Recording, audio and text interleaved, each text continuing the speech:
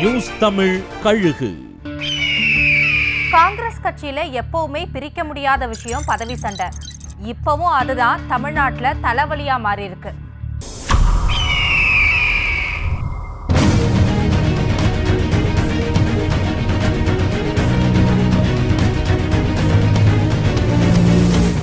சீக்கிரமே சட்டப்பேரவை கூட இருக்கிற நிலையில தமிழ்நாடு காங்கிரஸ் கட்சியின் சட்டப்பேரவை கொறடா யாரு, துணைத் தலைவர் யாரு அப்படிங்கிற போட்டி எழுந்திருக்கு.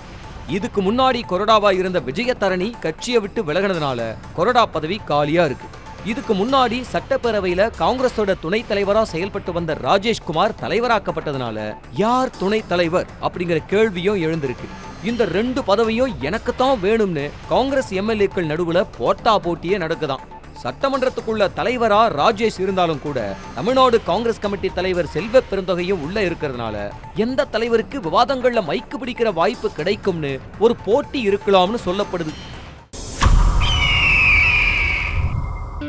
மதுரை காமராஜர் பல்கலைக்கழகத்துல ஓய்வு பெற்றவங்க ஆனந்த கண்ணீர் வடிப்பாங்கன்னு பார்த்தா நிஜத்துல கண்ணீர் வடிச்சிருக்காங்களாம்.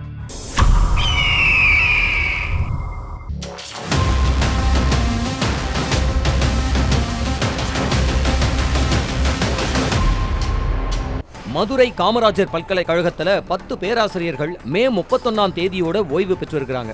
ஆனா அவங்களுக்கு எந்த விதமான பணப்பலனும் கொடுக்காத காரணத்தினால ஆனந்த கண்ணீருக்கு பதிலா நிஜமாவே கண்ணீர் விட்டபடி வீட்டுக்கு திரும்பி இருக்கிறாங்க. பணி ஓய்வு பெற்ற யாருக்குமே பண பலன்கள் கொடுக்காததுக்கு பல்கலைக்கழகத்தில் இருக்கிற கடுமையான நிதி நெருக்கடி தான் காரணமா.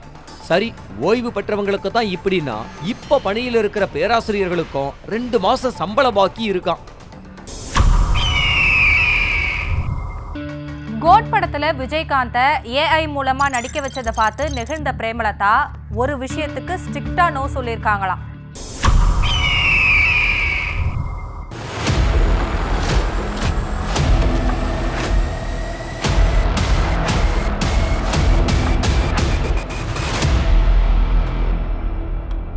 விஜய் நடிக்கிற கோட் படத்துல மறைந்த கேப்டன் விஜயகாந்த் ஏஐ டெக்னாலஜி மூலமா நடிக்க வைக்கப்பட்டிருக்கிற நிலையில அந்த காட்சிகளை பிரேமலதா விஜயகாந்த் கிட்ட காட்டியிருக்கிறாங்க.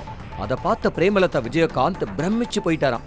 மறைந்து போன விஜயகாந்த கண் முன்னாடி கொண்டு வந்து நிறுத்தி இருக்காம் படக்குழு.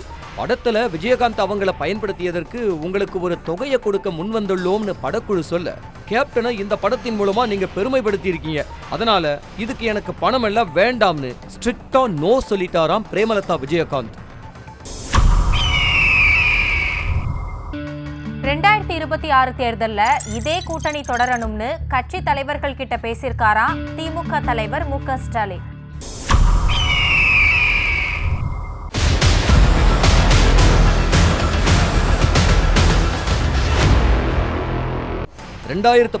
நாடாளுமன்ற தேர்தலில் ஆரம்பிச்ச திமுக கூட்டணியிலிருந்து இதுவரைக்கும் எந்த பெரிய கட்சியும் வேற கூட்டணிக்கோ இல்ல தனிச்சோ வெளியில போகல.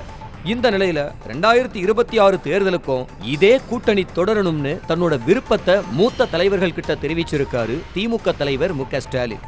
2024 தேர்தல் கூட்டணி பேச்சுவார்த்தை ஆரம்பிச்சப்ப விசிக, மதிமுக, கம்யூனிஸ்ட் உள்ளிட்ட கட்சிகளுக்கு தங்களுக்கு கூடுதல் இடம் ஒதுக்கலன்னு கொஞ்சம் மன வருத்தம் இருந்திருக்கு. அத 2026 சட்டமன்ற தேர்தல்ல சரி செஞ்சிடலாம்னு சொல்லி நாடாளுமன்ற தேர்தல்ல போன முறை வாங்கின எண்ணிக்கையே கொடுத்திருக்கிறாங்க. அதனால 2026லயும் இந்த பிரச்சனை வரக்கூடாதுன்னு கொஞ்சம் தொகுதிகளை கூடுதலா கொடுத்தாலும் பரவாயில்லை, கூட்டணியிலிருந்து யாருமே வெளியே போக கூடாது அப்படின்னு விருப்பத்தை தெரிவிச்சிருக்காராம் திமுக தலைவர். செய்திகளை உடனுக்குடனும் துல்லியமாகவும் தெரிந்து கொள்ள சப்ஸ்கிரைப் பண்ணுங்க.